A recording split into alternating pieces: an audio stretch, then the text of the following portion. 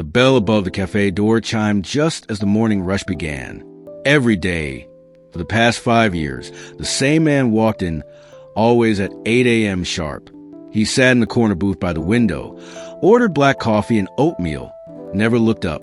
To the rest of the staff, he was invisible. To her, he was a habit she didn't understand.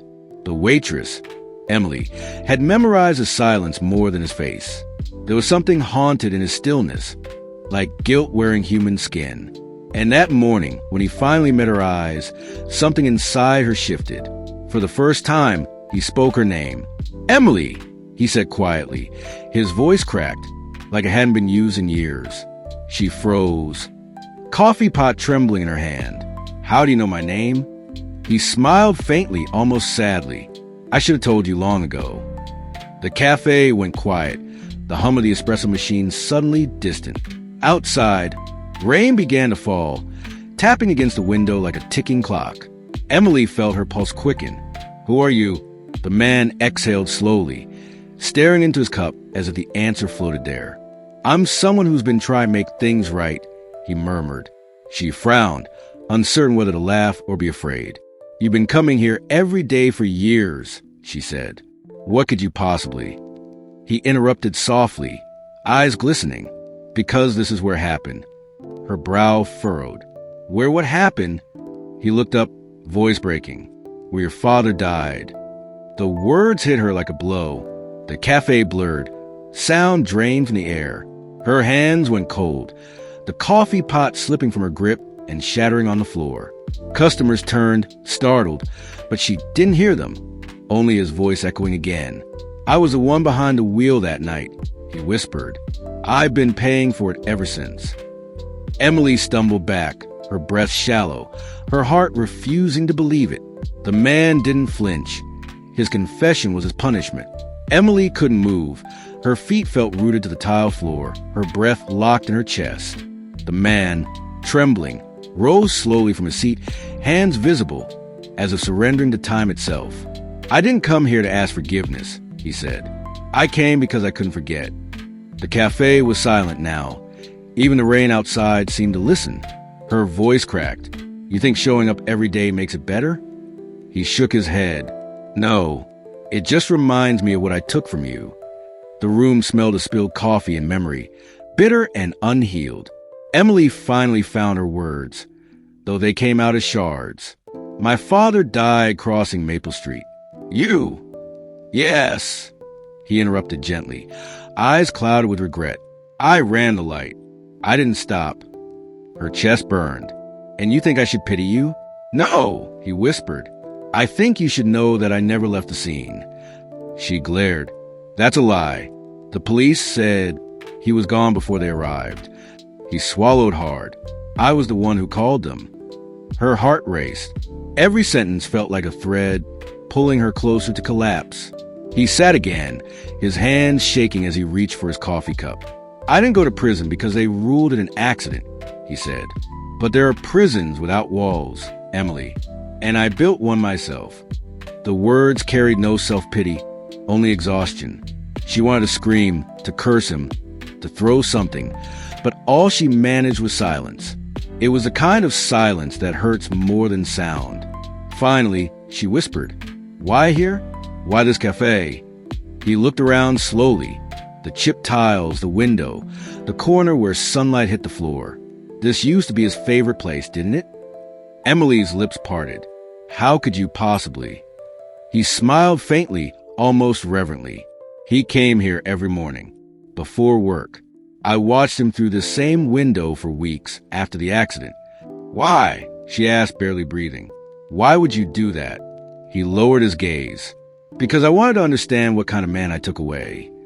The words lingered between them, fragile and heavy. Emily turned away, tears threatening to spill, but her pride holding them back. The cafe felt smaller now. Every table, every wall, seemed to close in around them. He didn't reach for her, didn't beg. He simply sat in his guilt, like a man waiting for judgment. Outside, thunder rumbled, and she whispered to herself, "You should have stayed gone." He nodded once. "I tried, but your father wouldn't let me." Emily's eyes darted toward him, confusion cutting through her anger. "What do you mean? My father wouldn't let you?" she demanded. The man exhaled, his breath trembling, as if he carried this secret for years. "I've seen him," he said simply. "Every morning I came here, he was here too." Her brow furrowed in disbelief. "You're insane." He didn't deny it. He only looked toward the corner booth where sunlight met shadow. I'd sit right there, and sometimes I'd hear his voice. Emily's heartbeat echoed in her ears, each thump louder than the rain outside. "You're saying my dead father talks to you?" she asked sharply. He nodded once, solemnly, not in words, more like a feeling, a weight, a presence. "Stop," she said, shaking her head. "You don't get to drag him into your delusions." But his expression didn't change. There was no madness in his eyes, only sorrow. "I swear, Emily, I didn't believe it either. Not at first." He paused, his voice cracking. "But then I found the letter." That word froze her. "Letter?" He reached into his coat pocket and pulled out a folded, yellowed envelope. Her father's name was written on the front, the handwriting unmistakable. Emily's knees weakened. "Where did you get that?" He placed it gently on the table between them. "Your father dropped it that night." She stared at it, afraid to touch it, as if the paper itself burned with ghosts. "Why didn't you give it to the police?" "I tried," he whispered, "but no one would believe it mattered." She finally reached out, trembling, and unfolded the letter. It was smudged, water-stained, yet the words were still legible. "To my daughter Emily, if I don't make it home one day, know that I love you more than life itself." Her throat tightened, tears threatening. "I was 14, she murmured. "He never came home." The man nodded, his eyes glassy, and I never stopped seeing his face. Silence pressed down on both of them, heavy, sacred, unbearable. Then he said something that made her skin crawl. "After the crash, I went to the hospital chapel," he whispered. "I couldn't pray, couldn't speak. But when I looked up, his photo was there on the donation wall." Her lips parted. "That wall was taken down years ago." He nodded. "I know, but his picture was back last week." Emily's stomach twisted. She walked past that wall herself that morning. The photo was there again. Emily's breath came shallow, disbelief mixing with strange unease. "You're lying," she said, her voice trembling more from fear than anger. He shook his head slowly. "Go see for yourself. It's still there." She wanted to laugh, to call him a lunatic, but his certainty made her hesitate. Every word felt like a whisper from something she couldn't explain. Her hands clenched. "You're trying to manipulate me." He replied softly, "If I wanted that, I wouldn't have told you the truth." The rain outside grew heavier, slamming against the windows like waves. Emily backed away from the table, clutching the letter tightly to her chest. She didn't want to believe him, yet her heart demanded proof. Her father's photo reappearing after years, it made no sense. But the memory of that wall, blank for so long, wouldn't leave her mind. The man's eyes were tired but calm, as though he'd already accepted her disbelief. "Go," he whispered. "You'll see I'm not crazy."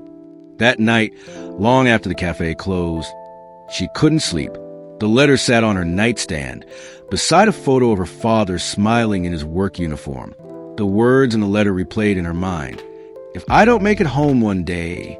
She stared at the ceiling, every shadow reminding her of the stranger's face. Finally, before dawn, she grabbed her coat and car keys. The streets were still wet, the city half asleep. She drove straight to St. Francis Hospital, the place she'd avoided for years. When she entered the lobby, everything felt eerily unchanged. The scent of antiseptic, the flicker of old fluorescent lights, ghosts of the past. She followed the corridor to the chapel, heart pounding like a drum.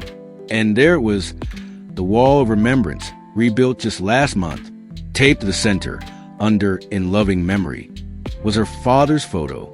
She froze, her eyes filling with tears as she reached out to touch the frame.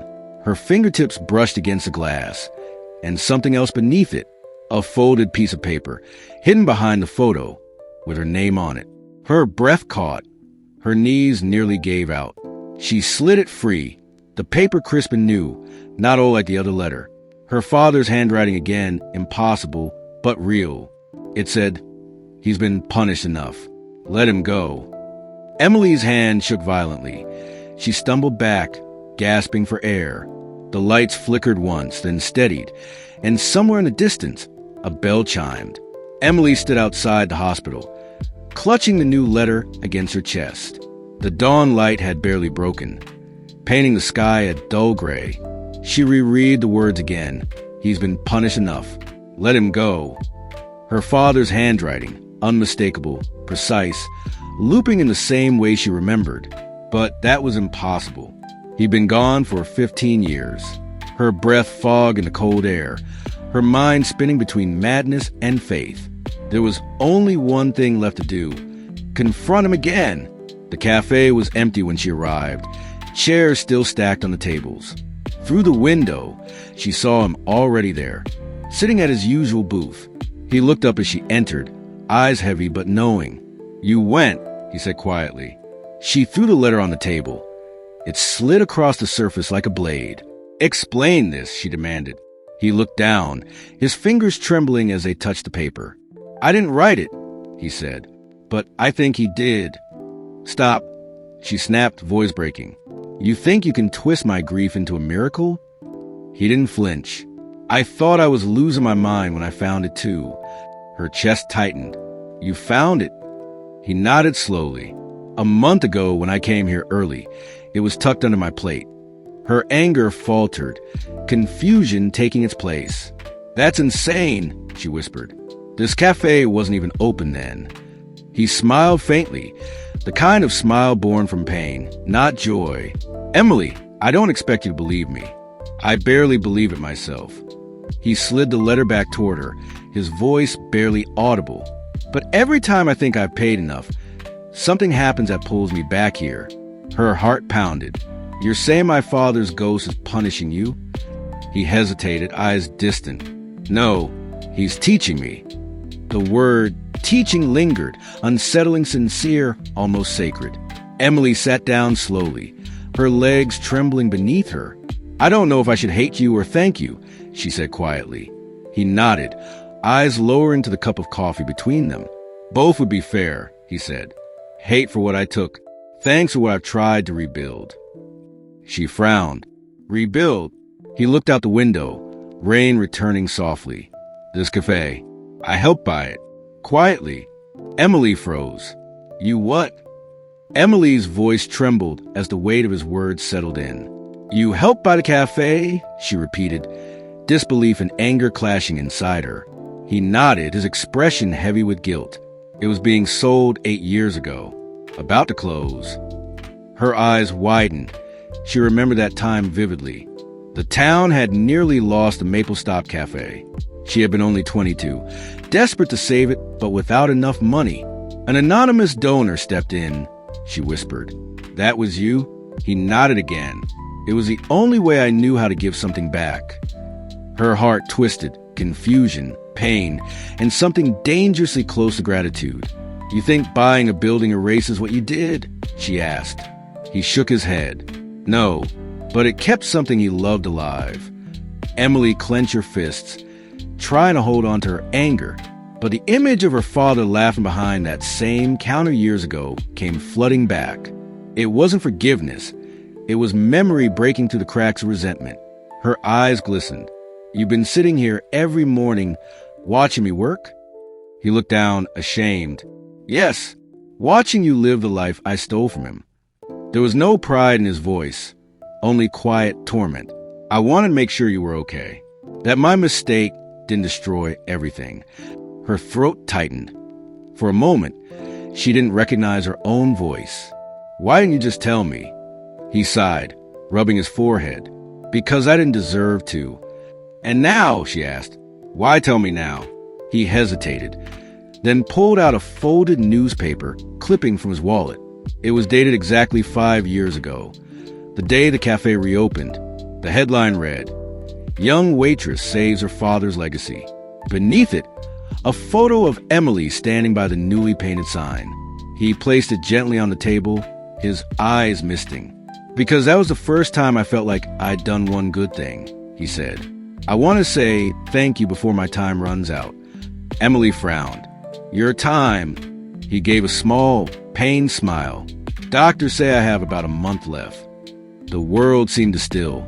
The hum of the lights faded, her pulse loud in her ears. She searched his face, not for lies, but for life. His eyes told her everything. He wasn't lying. Her breath hitched, the anger dissolving into a deep, raw ache. The man who had ruined her life was dying, and trying to make peace before he did. Emily stared at him, her pulse racing, her breath unsteady. You're dying, she said flatly, as if testing the words for truth. He nodded once, calm, almost relieved that it was finally spoken. Liver failure, he said softly. A slow punishment, maybe the one I deserved. Her stomach turned. She wanted to be angry, but instead, she felt hollow. Why tell me this? She asked, voice trembling. What do you expect me to do? He smiled weakly. Nothing. I just needed to stop hiding before I go. The cafe lights flickered as morning customers began to trickle in. Emily turned away, fighting to hold her composure. The man, Daniel, returned to his booth, sipping his coffee as if nothing had changed. But everything had. His face, once merely familiar, now carried a story she couldn't unsee. Every time she refilled his cup, her hands trembled slightly. And every time he thanked her, it felt like an apology. Neither of them spoke about the letter or the time ticking between them. That night, Emily sat at her father's grave, the letter crumpled in her hand. The rain had stopped, leaving the grass damp and cold beneath her knees. She traced her fingers over his name, whispering, Did you send that message? No wind stirred. No sign answered. Only the quiet hum of the earth below. But for the first time in years, she didn't feel entirely alone. She remembered Daniel's eyes, hollow but human, and she hated that part of her wanted to forgive him. The next morning, Daniel didn't come at 8. 9 passed, then 10, then 11. Emily tried to focus on orders, but every time the bell rang, her heart jumped. By noon, she couldn't stand it anymore. She walked to the booth he always used. On the table was a sealed envelope with her name written in shaky handwriting. Inside, a note, not avoiding you, just treatment today. Same time tomorrow. She exhaled, realizing she'd been holding her breath all morning. When he returned the next day, his skin looked paler, his steps slower. She didn't say anything, just brought him his usual breakfast. He smiled weakly. You remembered. I remember everything, she said quietly. For the first time, her tone wasn't sharp. It was soft, almost sad. And in that silence between them, something fragile began to grow. Not forgiveness. Not yet, but understanding. The seed of something human. The following weeks unfolded quietly, like pages turning on their own. Daniel kept coming, slower, weaker, but always at the same time. Emily no longer avoided his table. She served him first, without words. Their exchanges were simple. How's your morning? You sleep at all? But heavy with meaning. The regulars noticed, but no one dared to ask. Between coffee refills and soft silences, an invisible truce began to form. Neither of them called it forgiveness. It was just presence. One afternoon, when the cafe was empty, Daniel left a small photograph on the counter. It showed a young man in his 20s, holding a baby with tired eyes but a genuine smile. That's my son, he said, voice barely audible. Emily studied it, noticing the resemblance. Same brown eyes, same shy grin.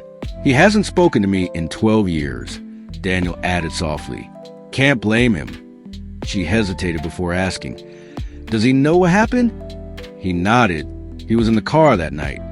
The words hit her harder than she expected. Her breath caught, her throat closing as she stared at him. You mean... Yes, he interrupted, eyes glistening. He saw everything. He was 12. Emily sat down slowly, the world spinning around her. He continued, voice trembling. He tried to help your father. He begged me to stop. Daniel's tears fell silently, hands trembling against his cup. I thought he'd never forgive me, Daniel whispered. And maybe he shouldn't. Emily listened, unable to speak. The air between them pulsed with grief. For years she had painted him as a monster, faceless and cold. Now, seeing his trembling hands and haunted eyes, that image began to crack. "You're not the only one who lost someone that night," she said softly. Daniel nodded. "That's what I finally realized too late." Silence settled again, not empty, but full of ghosts. When Daniel left that day, he paused at the door, turning to her. "Emily," he said, voice thin, "if I don't make it till next week..." She cut him off sharply. "Don't." He smiled faintly. "Then at least know this. I didn't come here to be forgiven." Her heart clenched. "Then why did you come?" He met her gaze, eyes wet. "Because every morning I saw you, I saw what I destroyed and what I hoped still existed." And with that, he walked into the fading light, leaving her trembling behind the counter. 2 days later, Daniel didn't show up. Not at 8, not at noon. Emily tried to convince herself she didn't care, that it wasn't her problem. But when the afternoon sun dipped below the window and his booth sat empty, she knew she was lying. At closing time, as she wiped the counter, the doorbell chimed. A man stood there, younger, sharper features, same tired brown eyes. He looked around the cafe before asking softly, "Are you Emily?" Her heart skipped. "Yes, who are you?" He hesitated, his gaze drifting toward the booth by the window. "I'm Luke," he said finally, "Daniel's son." Emily's chest tightened. She gestured for him to sit, but he remained standing. "He told me about you," Luke said, voice low. "Said you probably hate him forever." She swallowed hard. He wasn't wrong. Luke smiled sadly. He didn't expect anything different. He just wanted me to see this place. He glanced around, taking the worn chairs, the soft light, the old clock ticking. "He said it was your father's cafe," Luke continued. Emily nodded. "It was. Still is, I guess." Luke sighed, running a hand through his hair. He never stopped talking about it. Said it was where his soul stayed stuck. Her eyes glistened. "That sounds like him." Luke looked at her, really looked, and she saw something familiar in his gaze. Guilt, but also warmth. A trace of the same remorse that lived in Daniel's eyes. "Did he tell you about the letter?" she asked. Luke frowned. "What letter?" Emily retrieved it from her apron, the one her father's handwriting had delivered from beyond the grave. When Luke read it, his face went pale. "He didn't know about this," he whispered. "I thought maybe you wrote it," Emily said softly. He shook his head, still staring at the paper. "No, but I know where this handwriting came from." Emily blinked, confused. "What do you mean?" Luke's voice lowered. "My mom used to copy your father's letters. They were close, before any of this happened." Emily's knees nearly buckled. "Wait, what?" Luke nodded, his jaw tight. "They worked together. She said he was the only one who listened after my sister died." A cold wave ran through Emily. Her father had never mentioned any of that. Luke continued, "That night, he wasn't driving home drunk. He was driving to stop my father from doing something stupid." Emily's lips parted, the world spinning around her. "You mean?" Luke nodded slowly. "My dad wasn't running from anyone that night. He was chasing your father, to stop him." And suddenly, the story she thought she knew shattered into 1,000 impossible pieces. Emily's heartbeat roared in her ears as Luke's words sank in. She shook her head slowly, unable to comprehend. "You're saying my father was running?" Luke nodded gravely. "He got a call from my dad that night. My father was drunk, threatening to drive off the bridge." Her stomach turned. "But my dad wasn't drinking." "I know," Luke said softly. "He went after him. To stop him. He didn't even tell your mom." The silence between them grew thick, heavy with betrayal and disbelief. Emily whispered, "So he died trying to save him?" Luke's eyes welled with tears. "That's what my father never forgave himself for." He looked down, voice breaking. He said if he hadn't gotten in that car, your father would still be alive. Emily's hands trembled, gripping the edge of the counter. All those years of hatred, of building a monster in her mind, suddenly crumbling. "He never said any of that," she murmured, almost to herself. "He just carried it." Luke nodded. He thought punishment meant silence. Her voice cracked. It destroyed us both. Luke looked around the cafe again, his gaze landing on the framed picture of her father. He'd like this place, he said softly. He'd like that you kept it going. Emily followed his eyes. For the first time, she saw her father smile without pain. I almost sold it once, she admitted. It felt too heavy to keep. Luke smiled faintly. My dad said you had a stubbornness. She exhaled shakily, half a laugh, half a sob. Guess that runs in both families. For a moment, neither spoke. The air carried both grief and grace. Then Luke reached into a jacket and pulled out a small, sealed envelope. He wanted me to give you this, he said. He wrote it last week. Emily hesitated before taking it. Her fingers brushed his warm, trembling. The envelope was unmarked, except for one word on the front, peace. Her throat tightened. She couldn't bring herself to open it yet. Luke nodded. He said you'd know when to read it. Her eyes filled with tears. He's still alive? Luke's expression darkened. Barely. Hospice called me this morning. Emily froze, a deep ache spreading through her chest. He didn't want me to tell you, Luke continued, but I think he was waiting for you. Her legs felt weak. She gripped the counter for balance. Waiting for me? She whispered. Luke nodded, eyes soft. He said there's one thing he couldn't die without hearing. And Emily already knew what that was. The one word she wasn't ready to give. The hospice sat on a quiet hill at the edge of town, surrounded by dying autumn leaves. Emily drove there in silence, the envelope still unopened on the passenger seat. Every streetlight she passed felt like a pulse counting down time she didn't have. When she arrived, the nurse at the front desk greeted her softly. Room 214, she said, recognizing Emily's name from the visitor log. Her heart pounded as she walked down the sterile hallway, the faint hum of machines filling the air. The world outside felt far away. Only this moment existed now. Daniel lay in bed, thinner than she remembered, his skin pale, his breath shallow. But his eyes, those same haunted brown eyes, lit up when he saw her. Emily, he whispered, voice barely a breath. You came. She hesitated at the doorway, fingers gripping the frame so tightly her knuckles whitened. I shouldn't have, she said quietly, but your son found me. A weak smile tugged at his lips. Luke's a good man, better than me. She stepped closer, each movement heavy with years of pain and unspoken words.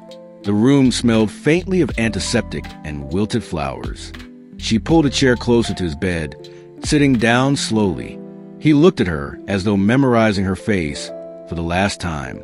I wanted to see you before it's too late, he murmured. Her throat tightened, tears pricking her eyes. You had 15 years. He nodded weakly. And I wasted every one of them. She didn't argue. She just stared at the man who had changed her life forever. Luke told me what happened that night, she said finally. Daniel's eyes filled with tears. Then you know your father was a brave one. Emily nodded, unable to speak for a long moment. I spent half my life hating you, she whispered, and the other half tried to understand why. He closed his eyes, his chest trembling. That's fair. Her lip quivered. It doesn't feel fair. It just hurts. He reached out a trembling hand, not to touch her, just to be near. Your father was the kind of man who forgave before anyone asked, Daniel said softly. Emily looked away, swallowing hard. I'm not him. I know, he whispered, smiling faintly, but I see him in you anyway. The clock ticked slowly, every second louder than the last.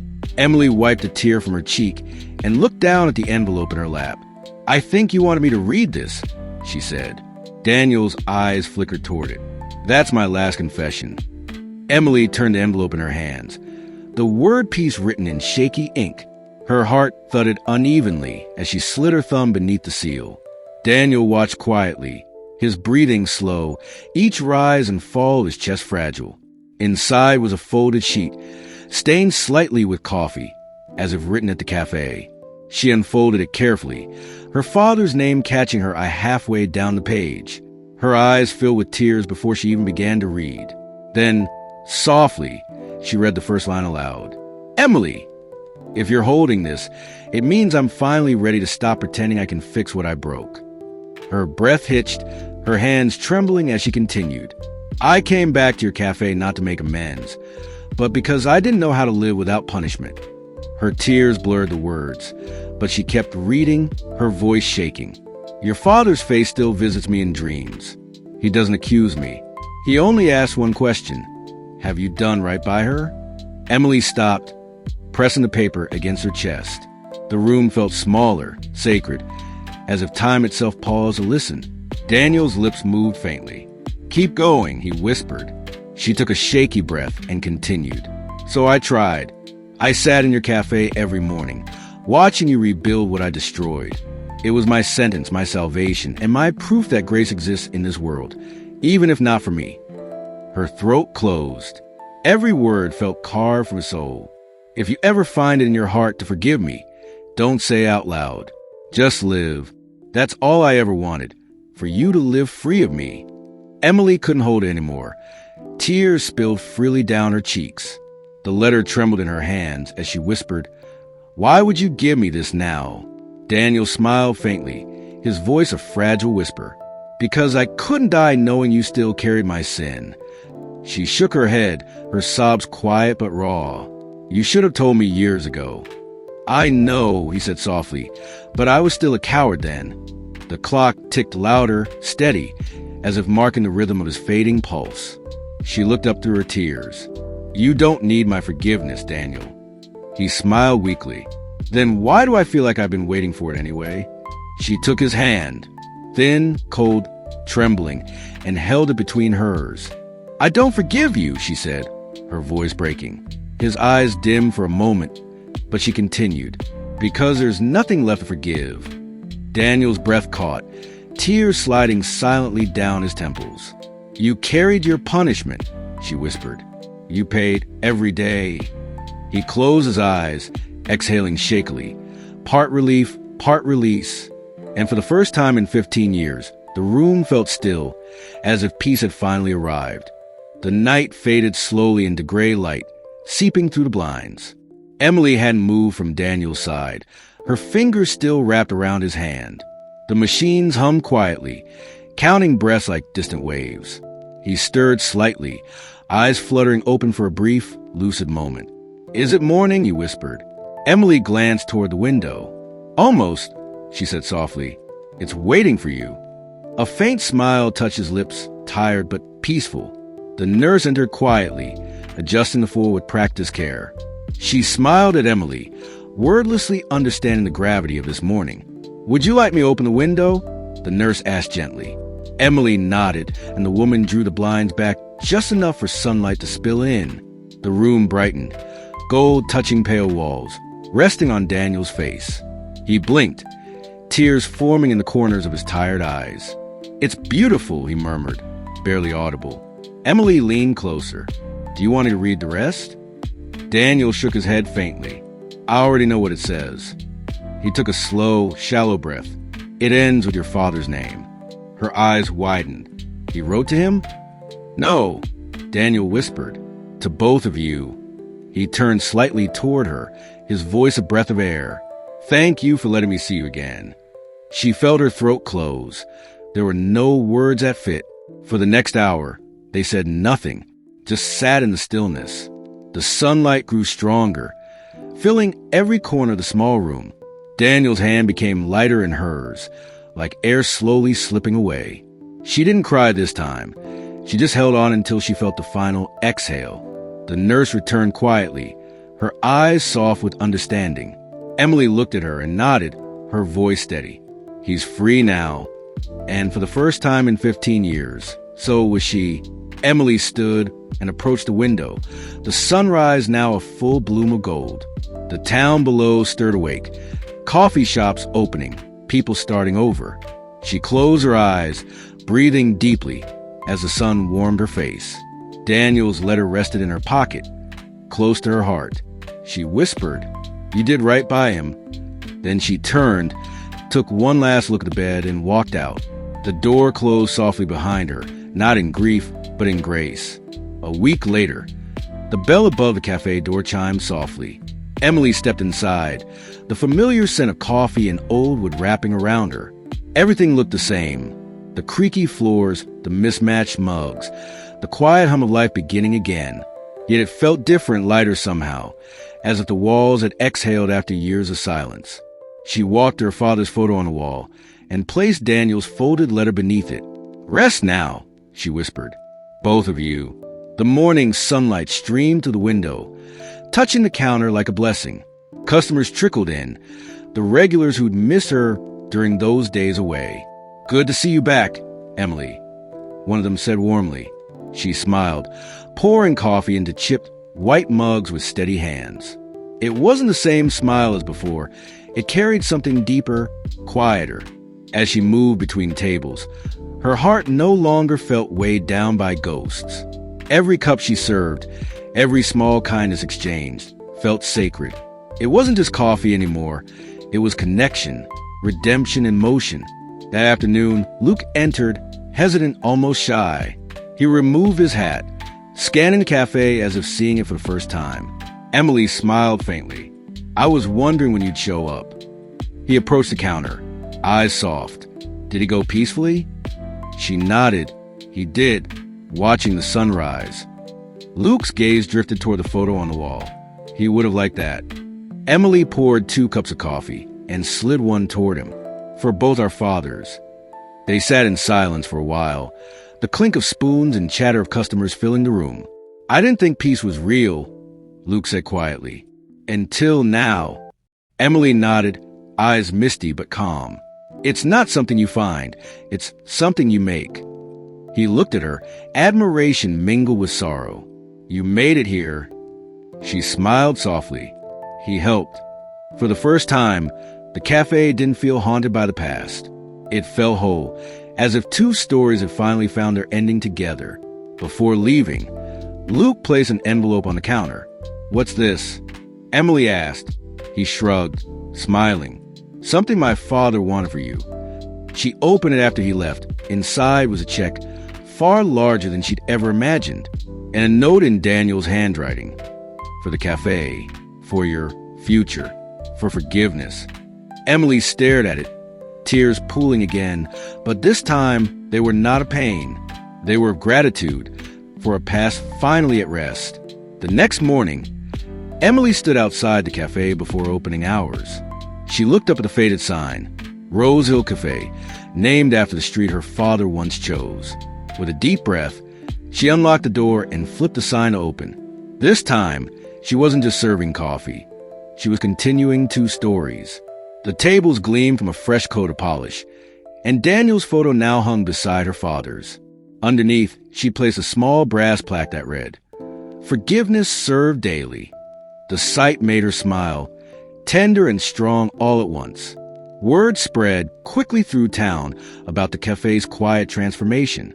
Customers noticed something new, a sense of warmth that wasn't there before. People lingered longer, talking softer, smiling more. Emily found herself listening, not just serving, learning pieces of strangers' lives. One woman told her, "This place feels peaceful." Emily nodded, her heart swelling. That's the goal.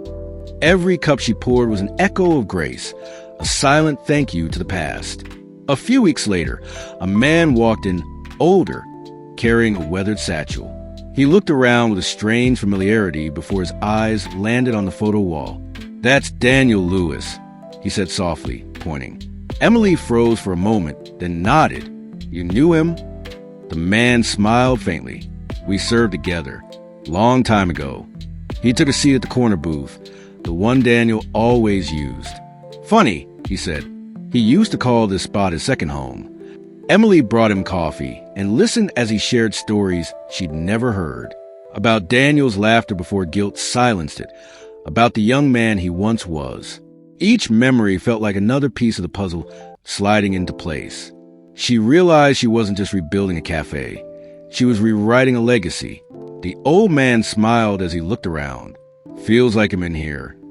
Emily's chest tightened with emotion. "That's the idea." He nodded, eyes misty. "Then you've done right by him." Before leaving, the man placed something on the counter, a photograph, It showed Daniel and her father together, smiling beside a car years ago. "Found this in an old box," he said. "Thought it belonged here." Emily held the photo gently, tracing the edges with her fingers. She placed it beside their pictures on the wall, completing the circle. For a long moment, she just stood there, between past and present, forgiveness and grace. And the cafe, once haunted by regret, now pulsed with quiet redemption. It was late afternoon when the doorbell chimed again. Emily looked up from wiping a counter and saw a young man standing awkwardly at the door.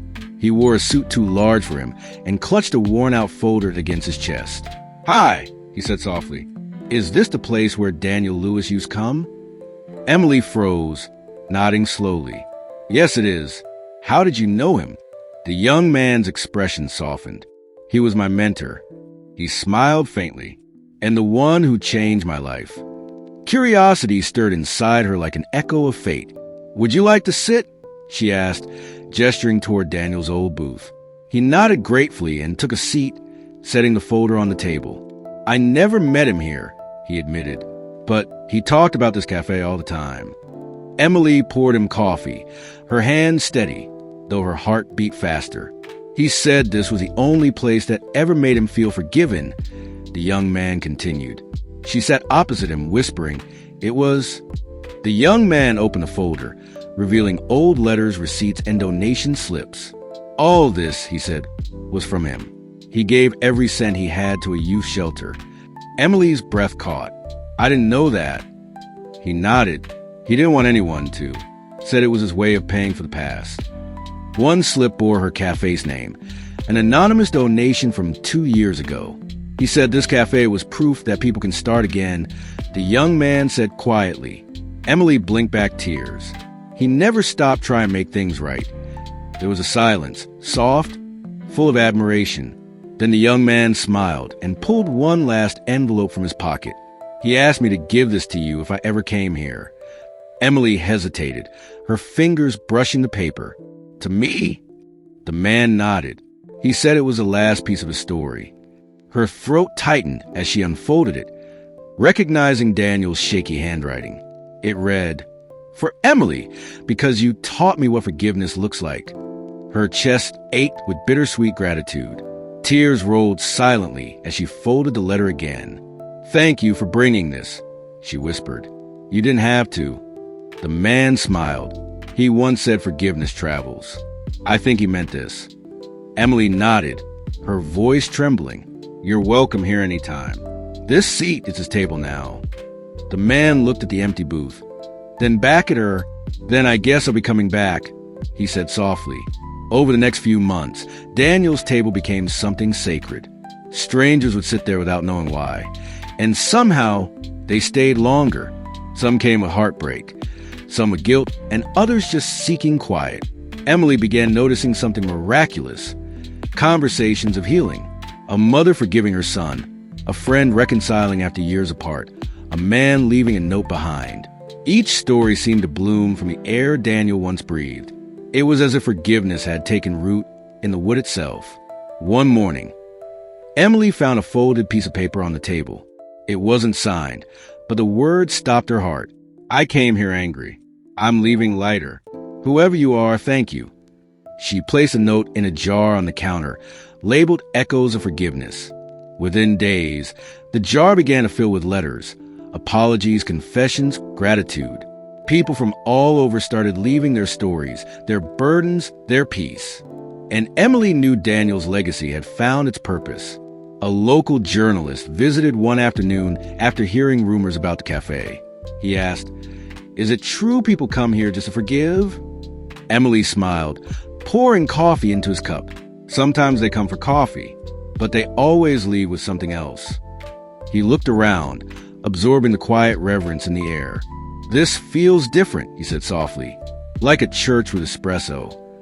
Emily laughed gently. "Maybe it's just proof that second chances smell like roasted beans." That quote would end up on the front page of the local paper. Soon, new customers flooded in, not for fame, but for feeling. People left photos, flowers, and thank you notes on Daniel's table. Emily never promoted it, but the story spread anyway. Reporters called it the Cafe of Forgiveness. Yet Emily never saw herself as the owner. She was simply the caretaker of grace. Every time she wiped the counter, she whispered, "For him, for Dad, for all of us." And somehow, the cafe always felt warmer after. Late one evening, after closing, Emily sat alone with a cup of tea. The hum of the refrigerator and the ticking clock were the only sounds. She opened Daniel's final letter again and read the line she'd memorized. Forgiveness isn't forgetting. It's remembering without poison.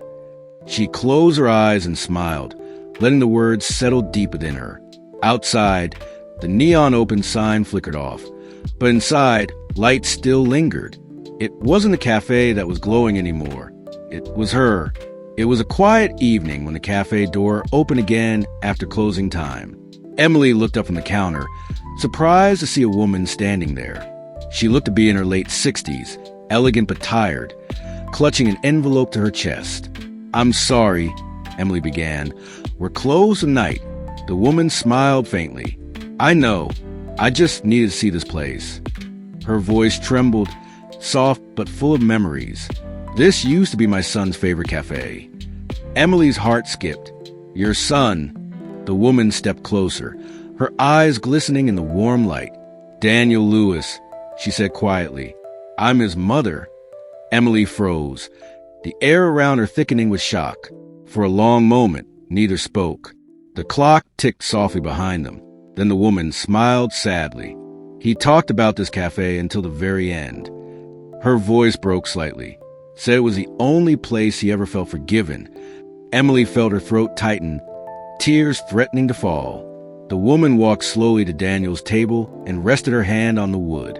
"He used to bring me coffee when he was little," she said softly. "He'd say, 'One day, Mom, I'll buy you a cafe just like this.'" Emily blinked away tears, her voice gentle. "He kept that promise in spirit." The woman nodded, glancing at the photo wall. "He did, didn't he?" She reached into her purse and pulled out a small, folded picture. It was Daniel as a boy, smiling wide beside a woman holding a coffee mug. "I wanted you to have this," she said, placing the photo on the counter. "He asked me to give it to whoever ran this cafe one day." Emily stared at it, unable to speak. The boy's joy radiated from the faded image. He said it would mean something to her, that she'd understand when the time came. Emily pressed the photo to her chest, overwhelmed. He was right. The woman smiled through her tears. Then I guess he finally made peace. And for the first time, Emily realized Daniel's redemption had rippled across every life he'd touched. When the woman left, Emily locked the door and turned off the lights. Only the glow from Daniel's table remained, golden and soft. She placed a photograph there, next to his and her father's pictures. It felt like the story had finally come full circle, not a loss, but of legacy. She whispered into the stillness, "You're home now." Outside, the moon rose over the cafe, bathing it in silver light. Inside, peace lingered, patient, eternal, and whole. Months passed, and Rosehill Cafe was no longer just a coffee shop. People from nearby towns, even other states, started visiting. They came not for fame, but because they'd read about the cafe that healed hearts. Emily greeted them all the same way, with warmth and calm. Each one left something behind, a note, a story, a piece of healing. The jar of echoes of forgiveness had become 3 jars now, overflowing with letters. And still, every word mattered. One afternoon, a woman approached Emily with a trembling smile. "My husband and I came here because of that article," she said softly. "He hasn't spoken to our son in 10 years. Emily nodded gently. Then today might be the day that changes. They sat by Daniel's table, hands clasped, silence heavy but hopeful. By the time they left, their eyes were red, but their shoulders lighter. Emily whispered after them, "That's how peace begins." Soon, Emily began writing down the stories left behind in the jars. She typed each one carefully, not names, just emotions. Stories of apology, of letting go, of learning to breathe again. Before long, she realized it was a book, The Cafe of Light. Luke helped her publish it, donating all proceeds to local charities. When the first copy arrived, Emily placed it beneath the photo wall. It felt like Daniel's voice was still guiding her hand. A few months later, a foundation contacted her. They wanted to expand the idea, cafes of forgiveness across the country. They offered to sponsor programs teaching emotional healing and reconciliation. Emily hesitated at first, unsure if she was ready for something so big. But one morning, as she wiped Daniel's table, she smiled. "This was never meant to stay small," she whispered. And so, the Rosehill Cafe became the first of many. Each new cafe carried the same plaque, "Forgiveness served daily." People began sending her photos of cafes inspired by hers, from Chicago, Nairobi, even Tokyo. The symbol of two joined coffee cups became a global sign of reconciliation. Emily often stood at the window of her own cafe, watching strangers smile through tears. Sometimes she still whispered to the air, "We did it, Daniel," because forgiveness had grown from a single act of courage into a movement of light. And every sunrise that touched the cafe reminded her, peace, once found, never dies. The morning of the interview felt unreal. Emily stood backstage at a national news studio, her heart pounding in her chest. Producers buzzed around, lights shimmered, microphones adjusted. It wasn't her world, but her story had somehow reached it. When they introduced her as the woman behind the Cafe of Light, she almost smiled. She wasn't used to being the face of anything. Her mission had always been about the story, not the spotlight. The host, a warm woman named Rebecca, welcomed her with a gentle handshake. "Emily, your cafe has changed lives around the world," she said. Emily smiled modestly. "It's not the cafe, it's the people who walk through it." The audience chuckled softly, but Rebecca leaned forward. "Still, it started with you." Emily took a breath, her voice steady but soft. "No, it started with a man who made mistakes and spent his life trying to make them right." The room grew still. Even the camera seemed to hum quieter. Rebecca's eyes softened. "Daniel Lewis?" Emily nodded slowly. "Yes, he was the reason it began." She looked toward the audience, her tone full of truth.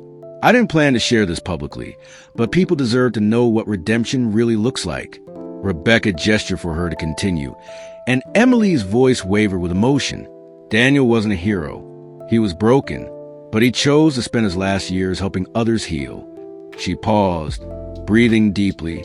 "And he taught me something no one else could, that forgiveness is love in motion." The audience erupted in quiet applause, some even wiping tears. Rebecca leaned closer. "Emily, may I ask, did you forgive him before he passed?" The question hung heavy in the air. Emily smiled faintly, eyes glistening. "I didn't have to. He forgave himself first." For a moment, the silence carried the weight of truth, fragile, luminous. Then Rebecca whispered, "That's beautiful." Emily nodded. "It's human." And with that, the camera lights glowed brighter, as if echoing the warmth of her words. When the broadcast aired, messages flooded her inbox within hours. Thousands wrote about their own stories, apologies long delayed, reunions made possible. The cafe's message had reached living rooms, schools, and hospitals worldwide. Emily sat that night, reading them all through quiet tears. It wasn't fame she felt. It was fulfillment. She whispered toward the darkened cafe window, "You're still paying it forward, Daniel." And in that moment, she swore she felt his presence, calm, content, eternal. It was a gray morning when the delivery truck stopped outside Rosehill Cafe. Emily was restocking pastries when the driver entered, holding a small brown parcel. "Delivery for Miss Emily Carter," he said. "No return address." She frowned. She hadn't ordered anything. "Thank you," she murmured, signing the form. The box was light, but something about it felt deliberate, like time itself had carried it there. She placed it on the counter, hesitating before cutting through the tape. Inside was an old, chipped coffee cup wrapped in newspaper. Her heart skipped as soon as she saw it. She knew that cup, white porcelain with a tiny crack near the rim. It had belonged to Daniel. She turned it over carefully, noticing faint writing on the underside. There, etched in careful letters, were the words, "Peace tastes like this." Emily pressed her lips together, laughter and tears mixing all at once. Then she noticed something else, a folded note tucked inside the cup. She unfolded the paper slowly, her breath catching as she recognized Daniel's handwriting. If you're reading this, it means I finally did something right. This cup once held bitterness. Every morning I came to your cafe, it emptied a little more. One day it was just gone. That's when I knew I was free. Emily traced the words with her fingers, trembling. He'd written it years ago, long before his final letter, long before peace had found him. It was his quiet goodbye, hidden in something ordinary and sacred. She placed the cup on Daniel's table, beside the photo wall. Customers began to notice it. Simple, imperfect, yet magnetic. No one touched it. They just looked, smiled, and whispered.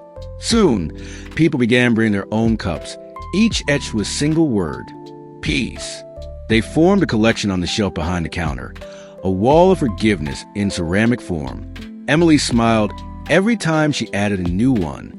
The cafe had become not just a story, but a living memory. Later that evening, when the cafe was empty, Emily made herself a cup of coffee. She sat at Daniel's table, sipping slowly from her own cracked mug. She gazed at his cup, the one he left behind. For the first time, she didn't feel the weight of the past, only gratitude for what it had taught her. Peace tastes like this, she whispered softly, echoing his words. Outside, rain began to fall gently, tapping against the window like a quiet applause. And in that rhythm, Emily knew Daniel's message had finally come full circle. Within months, the back wall of Realveil Cafe overflowed with cups. Each one was different, chipped, colorful, handmade, imperfect. Some had names written on them, others single words. Hope, sorry, begin, peace. Customers would walk in, order their drink, and quietly place a cup on the shelf. No one asked them to. It just became tradition, a silent ritual of release. Emily stopped counting after the first 100. She just smiled every time a new one appeared. Local artists began visiting, sketching the wall for inspiration. Photographers snapped pictures. Bloggers wrote about it online. People began mailing cups from across the world: Brazil, Kenya, Japan, Ireland. Some arrived cracked, others pristine, but all came with stories. One letter read, "This belonged to my husband. I'm finally ready to let go." Another said simply, "For the friend I never got to apologize to." Emily cried every time she read them, not out of sadness, but gratitude. A journalist returned to film a follow-up story. "This wall," she said, Emily, "it's like a museum of human emotion." Emily smiled, wiping her hands on her apron. "It's not about sadness. It's about freedom." The camera panned across hundreds of cups, sunlight glinting off porcelain. "It's proof," Emily continued, "that forgiveness doesn't erase pain. It transforms it." The story went viral overnight, shared millions of times. And suddenly, people everywhere started building their own walls of cups. Schools, churches, and libraries joined the movement. Children painted paper cups with messages of love and kindness. Hospitals displayed them in waiting rooms, each cup telling a story of survival. A hospital director sent Emily a message. "Your cafe gave us the courage to heal out loud." She smiled reading it, her heart full. Daniel's single cup had become thousands. Forgiveness had become tangible, something you could hold, touch, and give away. One evening, Luke returned, standing before the wall in silence. He stared at the rows of cups, each carrying a story his father would have cherished. "He'd be proud," Luke said quietly. Emily nodded, eyes glistening. "He already is." She handed him a blank cup and a marker. "Go on." Luke hesitated for a moment, then wrote one word in neat letters. "Home." He placed it in the center of the wall and smiled for the first time in years. It was early spring when the letter arrived. The envelope was plain, no return address, no stamp, just her name, Emily Carter. The handwriting was unfamiliar, elegant but trembling. She turned it over in her hands, feeling that same strange gravity she'd felt with Daniel's first letter. Inside was a single sheet, folded once, with no greeting, only words. She unfolded it slowly, and her eyes widened at the first line. "I am the man your father died trying to save." Her breath caught, her fingers tightening around the page. For a long time, she couldn't move, the cafe around her blurred. She read on, her heart pounding. I've spent decades hiding from that night. The guilt swallowed me whole. When I saw your cafe on the news, I almost turned it off, but then I saw his picture. And yours. I realized I'd been forgiven long before I asked. Emily sank into a chair, her tears falling silently onto the page. The letter continued, gentle, remorseful, raw. I came to your cafe last year. I sat at the back, too ashamed to speak. I saw the wall of cups. I left one, plain white, with no name. That was my way of saying thank you to the man who saved me and the daughter who kept his light alive. Her mind flashed through faces, through countless visitors she'd met. She couldn't remember him, but that didn't matter. She felt his presence like every other lost soul that had walked through those doors. At the bottom of the letter, one final line was written in shaking ink. If Grace has room for me, then maybe I can stop running. Emily pressed the letter to her heart, closed her eyes. Her tears were no longer pain, but peace, the kind that comes when a circle finally closes. She folded the letter carefully and walked to Daniel's table. Placing it beneath his cup, she whispered, "You did it. You reached him." Outside, the sunlight broke through the clouds as if to answer her. She looked at the photo wall. Her father, Daniel, Luke, and hundreds of strangers' cups. The cafe seemed to breathe, alive with the weight of unseen stories. Each letter, each cup, each act of grace was part of something infinite. She smiled softly and whispered to the empty room, "The past doesn't hurt anymore," and though no one else heard it, she could almost swear a familiar voice replied, calm and steady, "That's because you turned it into love." The moment hung in the air, quiet, eternal, and full of light. Years passed, and Rose Hill Cafe remained exactly as it had always been, alive. The sign still creaked in the wind. The bells still chimed with each visitor. Emily's hair had begun to gray, her steps slower but steady. The wall of cups now stretched across 2 rooms, holding thousands of stories. Some visitors came for the coffee, others for the silence, but all left a little lighter, as if forgiveness had hands that touched them. It had become more than a cafe. It was a heartbeat. One evening, as the sky turned to gold, Emily locked the door for the last time. The cafe was closing, not from failure, but completion. She had decided to pass it on to a young couple who shared her vision. They promised to keep every photo, every cup, every word.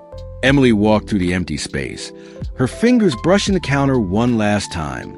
Laughter and tears from years past seemed to echo in the air. She smiled. "You did it, Daniel.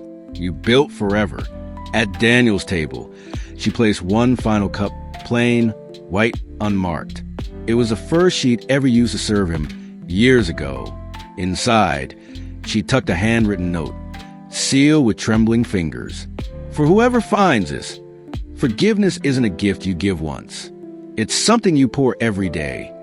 She set it carefully beside his photograph and stepped back. For a moment, she saw sunlight spill across the table like liquid gold. And in that warmth, she felt 2 presences smiling back. Outside, the street was quiet, bathed in soft evening glow. Emily looked up at the sign one last time before turning away. She carried no sadness, only gratitude, peace, and the faint scent of roasted beans. The young couple watched from inside as she disappeared down the road. Later that night, they found her note and added a new plaque beside the door. It read, "Founded by Emily Carter, where forgiveness found its voice." And underneath, in smaller letters, "Peace tastes like this." Years later, people still spoke of the waitress and the man she forgave. They said the cafe changed lives, though no one could quite explain how. Some said you could feel something there, as if love had soaked into the walls. Others said that when the morning light hit Daniel's table just right, 2 shadows appeared sitting together. Whether legend or truth, it didn't matter, because the story had already done its work, healing hearts long after it ended. And like every good cup of coffee, it lingered, warm, real, and unforgettable.